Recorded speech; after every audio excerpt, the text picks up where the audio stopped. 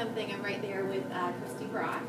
I wanted to start off today, we wanted to talk a little bit about accommodations. You all know them, you all have them, you all love them, lots.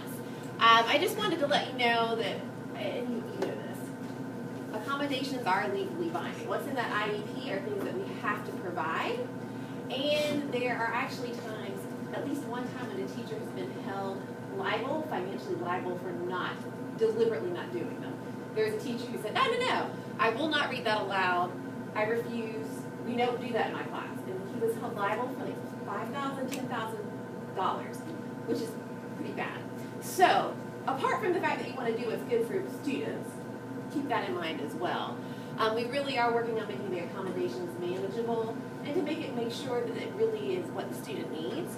But if you have any issues and you go, gosh, this is just not working, this doesn't make a lot of sense, or this student will not do it, talk to your student's case manager and they can help you out. We might need to get back together as a team and talk about what will work better or come up with ways to do things a little bit differently. So by now you all should have received the accommodations for this school year that you have. If you haven't, again, you can talk to your child's case manager, and Ms. Wilson is going to show you how to do that.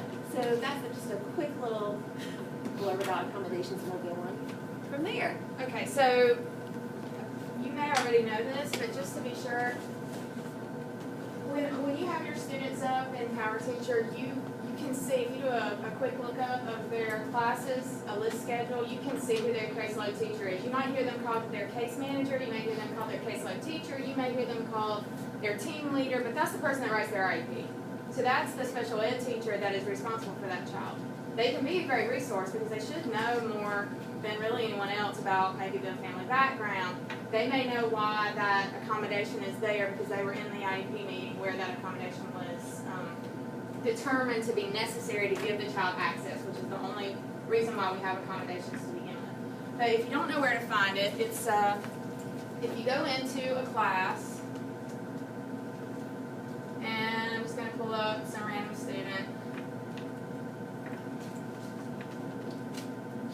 And as you can see, this student does not have a section that says caseload. So you can see they have mentoring, advisory, they have their counselor, but it's in that same exact spot. I'm not going to show you a student that has a caseload because that could breach their confidentiality, but you'll see them. So if it's your student, so if you wanted to go into Power Teacher, check out one of your classes, click on a student.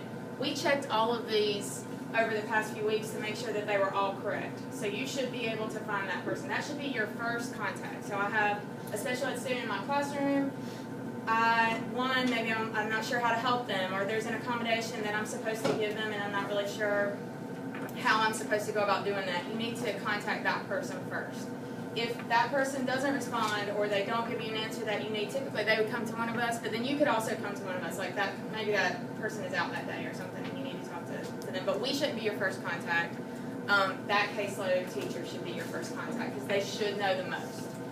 And they should be the person that invites you to the IEP meeting if you are the gen ed teacher that they choose to invite, or if you are the person that it makes the most sense to invite. For instance, if they have an accommodation because they have a weakness in English or something like that, then you may be the teacher that they choose to invite. The other thing I was going to show you very quickly,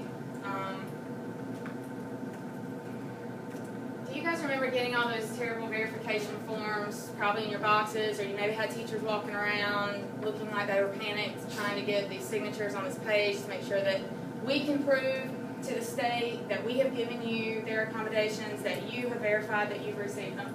We're going to do something differently second semester, and y'all are going to have to forgive me for how poorly this is going to look, but we're going to do something differently. So when you're going to get a Google Doc at the beginning, right before the semester starts, because we have to have the verification. Legally, we're supposed to have it before that first day of second semester when you have those new students coming into your class. So probably the week before that semester starts, maybe 2 weeks before that semester starts, you're going to receive all those accommodations, and then you're going to receive a verification form. I'm not pulling up a verification form, I just want to show you how to sign it. So it's going to be a Google Doc, it's going to be editable, and every teacher that student has is going to get it. That's the only people who are going to get it. It will have that student's name on it and you'll sign. Now, this is probably seems too simple, but the way you're gonna sign it is you're gonna go into that document, open that document. You're gonna go to insert drawing. And I'm also gonna push out a video, a quick 2-minute video that you can see that will help you with this, so you might wanna save it and then again later, you can come back to this. But you'll hit insert drawing, you'll go to line, and this is, you probably remember this from Word, it's the same thing. You're gonna go to scribble, and then now you're gonna see how bad I was with that, just sketch when I was a kid. So then you're gonna just, sign your name. Mine is really sad. It is my name, it is my signature. Alright, so if I'm happy with this, I can hit save and close, and there's my signature, and I can move it on the page wherever I want to. Yes. But, you can practice with it, you can save it as a picture, and then you can just plug it in for each one. But we have to have proof that you have signed it, and this will prevent all those verification forms from being all over the planet and us having to try to give them all back and not being compliant with what the State Department has said that we absolutely have to be compliant with. So, like I said, I'll push out like it's a simple 2-minute video. It doesn't matter if your signature looks like a 4-year-old like mine does, and I'll send that out to you so you can just save it. But that's about it for that. Does anybody have any question about that?